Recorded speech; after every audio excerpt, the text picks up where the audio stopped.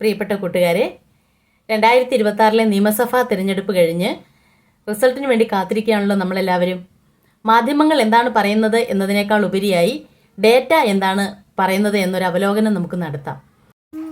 കേരളം ഒരിക്കൽ basically UDF അനുകൂലമായ ട്രെൻഡായിരുന്നെങ്കിൽ ഉമ്മൻചാണ്ടിയുടെ കാലം കഴിഞ്ഞതോടെ UDFിലെ പല ഘടകകക്ഷികളും UDF വിട്ടുപോയത് വലിയ തോതിൽ ക്ഷീണമുണ്ടാക്കി. ഒന്നാമതായി പരിശോധിക്കുമ്പോൾ കത്തോലിക്ക സമുദായത്തിന് വളരെയധികം സ്വാധീനമുള്ള കേരള കോൺഗ്രസ് മാണി വിഭാഗം UDF വിട്ടത് UDFിന് കനത്ത നഷ്ടമുണ്ടാക്കി.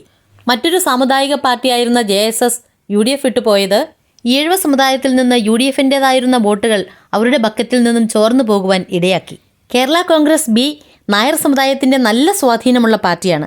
ഈ പാർട്ടിയും UDF വിട്ടത് രാഷ്ട്രീയമായി നല്ല ക്ഷീണം UDFിനുണ്ടാക്കി.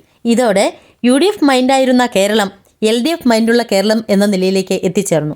കാണുമ്പോൾ ഈ പാർട്ടികളെല്ലാം ചെറുതായി തോന്നിയിരുന്നെങ്കിലും കേരളത്തിൻ്റെ 50% സീറ്റുകൾ മറിയുന്നത് 10,000-ൽ താഴെ വോട്ടുകൾക്കാണെന്ന് കണക്കാക്കുമ്പോൾ ഈ പാർട്ടികൾ രാഷ്ട്രീയത്തിലുണ്ടാക്കിയ സ്വാധീനം വളരെ വലുതാണ്. 40 സീറ്റുകൾ 5,000-ൽ താഴെ വോട്ടുകൾക്കാണ് മാറുന്നത്. അതായത് 2000 മുതൽ 2,500 വോട്ടുകൾ വരെയാണ് ഓരോ മണ്ഡലത്തിലെയും വിജയപരാജയങ്ങൾ നിർണ്ണയിക്കുന്നത്. ഇതിൽ ഇപ്പോഴത്തെ സാഹചര്യത്തിൽ ക്ലിയർലി അപ്പർ ഹാൻഡാണ് LDFിനുള്ളത്. മറ്റൊന്ന് എറണാകുളം ജില്ലയിലുള്ള 2020യുടെ സ്വാധീനം. കഴിഞ്ഞ തെരഞ്ഞെടുപ്പുകളിലെ കണക്കുകൾ വെച്ച് നോക്കുമ്പോൾ UDFിന് കിട്ടേണ്ടിയിരുന്ന ക്രിസ്ത്യൻ ഹിന്ദു വോട്ടുകൾ NDA മുന്നണിയിലെ 2020യിലേക്ക് പോകുവാൻ നല്ല സാധ്യതയുണ്ട്. ആ മേഖലകളിൽ UDFിന് വൻതോതിൽ വോട്ട് ചോർച്ച സംഭവിക്കും. പണപ്പെരുപ്പം 12% മുകളിലുള്ളപ്പോൾ അതൊരു ഭരണവിരുദ്ധ വികാരമായി മാറുന്നത് സ്വാഭാവികമാണ്. സാധാരണ ജനങ്ങൾ അഭിമുഖീകരിക്കുന്ന ഈ പ്രശ്നം പരിഹരിക്കാൻ ജനോപകാരപ്രദമായ വികസന പ്രവർത്തനം കൊണ്ടും സാമൂഹികക്ഷേമ പെൻഷൻ കൊണ്ടും LDFിന് കഴിഞ്ഞുവെങ്കിലും കുറേയേറെ വോട്ടുകൾ നഷ്ടമാകുവാനുള്ള സാധ്യതയും കാണുന്നുണ്ട്. എങ്കിലും ഇതിൻ്റെ ഗുണഭോക്താവ് UDF മാത്രമല്ല, അതിൻ്റെ ഒരു വിഭാഗം വോട്ടുകൾ NDAയിലേക്ക് എത്തിച്ചേരും. ഇതൊരു ഭരണവിരുദ്ധ വികാരമായി നമുക്ക് കാണാൻ കഴിയില്ല. ശബരിമലയിലെ സ്വർണ്ണക്കൊള്ളയുമായി ബന്ധപ്പെട്ട് കഴിഞ്ഞ പഞ്ചായത്ത് തിരഞ്ഞെടുപ്പിൽ LDFിന് കനത്ത തിരിച്ചടി നേരിടേണ്ടി വന്നു. എങ്കിലും ഒരേ കാര്യത്തിന് വേണ്ടി ജനങ്ങൾ 2 പ്രാവശ്യം പ്രതികരിക്കില്ല എന്നത് മുൻപ് ശബരിമല വിഷയമുണ്ടായപ്പോൾ നമ്മൾ കണ്ടതാണ്. എന്നാൽ കുറേയധികം വോട്ടുകൾ നഷ്ടമാകും എന്നതിന് യാതൊരു സംശയവുമില്ല. ഒരേ കാര്യത്തിന് 2 തവണ ആരും ഞെട്ടില്ല എന്നത് LDFിന് ആശ്വാസകരമാണ്. ഇതിൽ ചെറിയ തോതിലുള്ള വോട്ടുകൾ UDFിനും NDAയ്ക്കും കിട്ടിയേക്കാം. വയനാട് ഫണ്ട് തട്ടിപ്പ് UDFിന് വലിയ തിരിച്ചടിയായിട്ടുണ്ട്. വയനാട് ദുരന്തത്തിൽ വീട് നഷ്ടപ്പെട്ടവർക്കായി 100 വീട് വെച്ചു കൊടുക്കുന്നതിനായി കോൺഗ്രസ് നടത്തിയ പണപ്പിരിവും കണക്കിലെ അന്തരവും വലിയ തിരിച്ചടിയായി മാറുവാൻ കോൺഗ്രസിന് സാധ്യതയുണ്ട്. ഒരുപക്ഷേ ഭരണവിരുദ്ധ വികാരത്തിന് തത്തുല്യമായ പ്രതിപക്ഷ വിരുദ്ധ വികാരം അത് ലോകത്ത് തന്നെ ആദ്യമായിട്ടായിരിക്കാം. ഇത് UDFിന് വലിയ തോതിലുള്ള തിരിച്ചടി ഉണ്ടാക്കിയിട്ടുണ്ടാവാം. രാഹുൽ മാങ്കൂട്ടത്തിൻ്റെ വിവാദം ഒരുപക്ഷേ പാലക്കാട് പ്രതിഫലിച്ചാലും മറ്റു മണ്ഡലങ്ങളിൽ ഇത് പ്രതിഫലിക്കാൻ സാധ്യത വളരെ കുറവാണ്. ഒരേ കാര്യത്തിന് 2 തെരഞ്ഞെടുപ്പിൽ ഒരു കാര്യം അത് എത്ര വലിയ പ്രശ്നമാണെങ്കിലും വർക്കൗട്ട് ആകില്ല എന്നതു തന്നെ. വടക്കൻ കേരളത്തിൽ UDFിന് അനുകൂലമായ ഒരു ഏകീകരണം മൈനോറിറ്റികളിൽ നിന്നും ഉണ്ടാകും.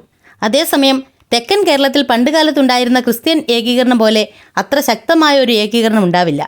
ഇത്തരത്തിലുള്ള ഒരു ഏകീകരണത്തെ ഒരു പരിധിവരെ തടയുവാൻ കേരള കോൺഗ്രസ് മാണി വിഭാഗത്തിന് കഴിയും എന്നുള്ളതാണ് ഒരു പ്രധാന കാരണം. കഴിഞ്ഞ 3 വർഷമായി നടന്ന തെരഞ്ഞെടുപ്പുകളിലെ കണക്കുകൾ പരിശോധിക്കുമ്പോൾ ഏറ്റവും കൂടുതൽ വോട്ട് ചെയ്തത് ഹിന്ദു സമുദായത്തിലെ വോട്ടുകളാണ്.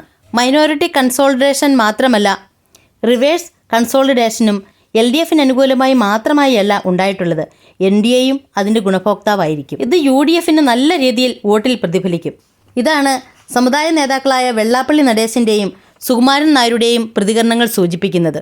അതിൻ്റെ അർത്ഥം തെക്കൻ ജില്ലകളിൽ കോൺഗ്രസിൻ്റെ അവസ്ഥ വിചാരിച്ചതിലും മോശമാകും.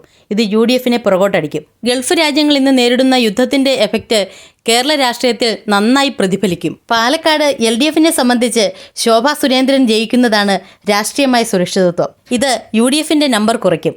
NDA 2ാം സ്ഥാനത്ത് നിൽക്കുന്ന 20ഓളം മണ്ഡലങ്ങളിൽ 4 മണ്ഡലങ്ങളിൽ UDFുമായാണ് ഫൈറ്റ് വരുന്നത്. 16 മണ്ഡലങ്ങളിൽ LDFുമായി നേരിട്ട് ഏറ്റുമുട്ടുന്നു.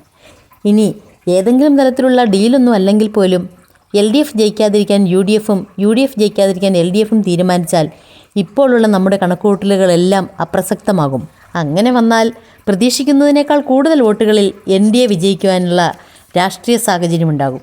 NDA കൂടുതൽ സീറ്റുകൾ നേടുന്ന സാഹചര്യവും ഉണ്ടാകും. ഇത്തരത്തിൽ സംഭവിച്ചില്ല എങ്കിൽ UDFിനേക്കാൾ 75 മുതൽ 82 സീറ്റ് വരെ നേടി വീണ്ടും LDF അധികാരത്തിലേക്ക് എത്തുവാനുള്ള സാധ്യതയാണ് കാണുന്നത്.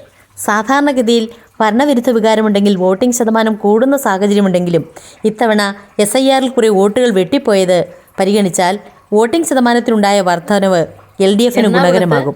രാഹുൽ ഗാന്ധി പ്രസംഗിക്കുന്ന വേദിയുടെ ചിത്രം ഒരു സൂചനയാണ് എങ്കിൽ LDF 75 മുതൽ 82 വരെ സീറ്റുകൾ നേടി വീണ്ടും അധികാരത്തിലേക്കെത്തും.